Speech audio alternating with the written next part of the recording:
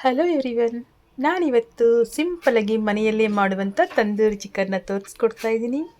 ಈ ವಿಡಿಯೋನ ಸ್ಕಿಪ್ ಮಾಡ್ತೀನಿ, ಫುಲ್ ವಿಡಿಯೋನ ನೋಡಿ.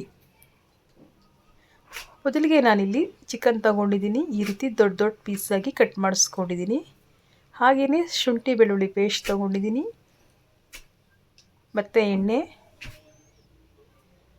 ಧನಿಯಾ ಪುಡಿ, ಅರಿಶಿಣ ಪುಡಿ ಹಾಗೂ ಪೆಪ್ಪರ್ ಪುಡಿ, ಅಚ್ಚ ಖಾರದ ಪುಡಿ ಮತ್ತು ಗರಂ ಮಸಾಲೆ, ಉಪ್ಪು, ಕಸ್ತೂರಿ ಮೇಥಿ ಕೂಡ ತಗೊಂಡಿದ್ದೀನಿ.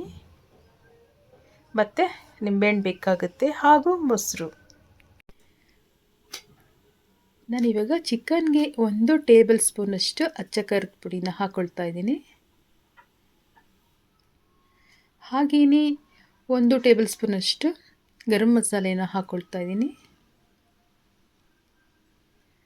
ಸ್ವಲ್ಪ ಅರಿಶಿಣ ಪುಡಿ, ಹಾಗೆಯೇ 1 ಟೇಬಲ್ ಸ್ಪೂನಷ್ಟು ಧನಿಯಾ ಪುಡಿ,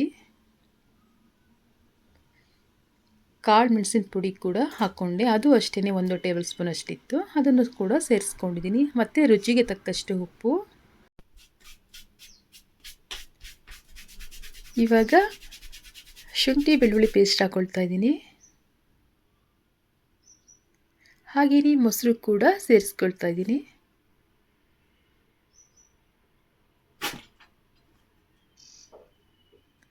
ಎಲ್ಲನೂ ಒಂದ್ಸರಿ ನೀಟಾಗಿ ಮಿಕ್ಸ್ ಮಾಡ್ಕೊಳ್ಳೋಣ. ಚೆನ್ನಾಗಿ ರೀತಿ ಮಿಕ್ಸ್ ಮಾಡ್ಕೊಳ್ಬೇಕು.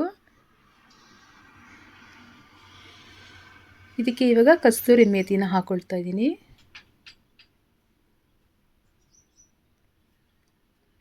ಹಾಗೆಯೇ 1 ಟೇಬಲ್ ಸ್ಪೂನಷ್ಟು ಎಣ್ಣೆನ ಹಾಕ್ಕೊಳ್ತಾ ಇದ್ದೀನಿ.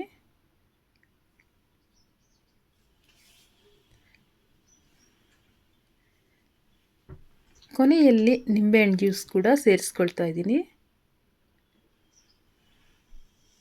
ಎಲ್ಲನೂ ನೀಟಾಗಿ ಒಂದ್ಸರಿ ಮಿಕ್ಸ್ ಮಾಡ್ಕೊಳ್ಬೇಕು. ನೋಡಿ, ಚೆನ್ನಾಗಿ ಮಿಕ್ಸ್ ಮಾಡ್ಕೊಳ್ಬೇಕು. ಇದನ್ನು ನಾವು ಕೈಯಿಂದನೇ ಮಿಕ್ಸ್ ಮಾಡ್ಕೊಳ್ಬೇಕಾಗತ್ತೆ.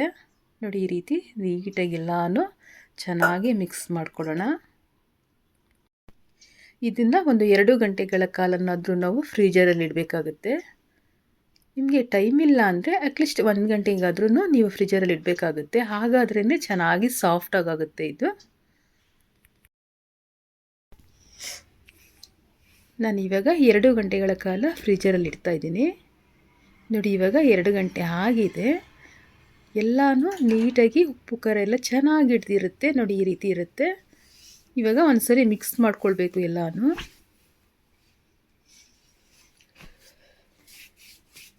ನಾನು ಈ ರೀತಿ ನಾನಿಲ್ಲಿ ಸ್ಟವ್ ಮೇಲೆ ಒಂದು ಗ್ರಿಲ್ನ ಇಟ್ಕೊಂಡಿದ್ದೀನಿ. ಇದನ್ನು ನಾವು ಮೀಡಿಯಮ್ ಫ್ಲೇಮಲ್ಲಿ ಇಟ್ಕೊಳ್ಬೇಕಾಗತ್ತೆ. ಒಂದೊಂದೇ ಚಿಕನ್ನ ಇದ್ರ ಮೇಲೆ ಇಡ್ತಾ ಇದ್ದೀನಿ. ತುಂಬ ಸಿಂಪಲ್ಲಾಗಿ ನಾವು ಮನೆಯಲ್ಲೇ ಈ ರೀತಿ ಮಾಡ್ಕೊಳ್ಬಹುದು. ಮಕ್ಕಳಿಗೂ ಕೂಡ ತುಂಬಾ ಇಷ್ಟ ಆಗುತ್ತೆ. ಒಳ್ಳೆ ತಂದೂರಿ ಚಿಕನ್ ಥರನೇ ಫ್ಲೇವರ್ ಬರುತ್ತೆ ಈ ರೀತಿ ನಾವು ಮಾಡೋದ್ರಿಂದ. ಒಂದೊಂದು ನಿಮಿಷಕ್ಕೂ ಕೂಡ ಇದನ್ನು ನಾವು ಟರ್ನ್ ಮಾಡ್ಕೊಳ್ಬೇಕು. ಚೆನ್ನಾಗಿ ರೋಸ್ಟ್ ಆಗಬೇಕಲ್ವ ಇದು, ಅದಕ್ಕೋಸ್ಕರ ಸ್ವಲ್ಪ ಟೈಮು ಮತ್ತು ಸಮಯ ಬೇಕೇ ಬೇಕಾಗುತ್ತೆ ಇದನ್ನು ಮಾಡೋದಕ್ಕೆ. ನಾನಿಲ್ಲಿ ಸ್ವಲ್ಪ ಹೈ ಫ್ಲೇಮ್ ಇಟ್ಕೊಂಡು ಇದನ್ನು ರೋಸ್ಟ್ ಮಾಡ್ಕೊಳ್ತಾ ಇದ್ದೀನಿ. ನೋಡಿ, ಈ ರೀತಿ ಚೆನ್ನಾಗಿ 2 ಕಡೆ ಇದು ಬೇಯಬೇಕು. ಮತ್ತೆ ಒಂದ್ಸರಿ ಟರ್ನ್ ಮಾಡ್ಕೊಳ್ತಾ ಇದ್ದೀನಿ.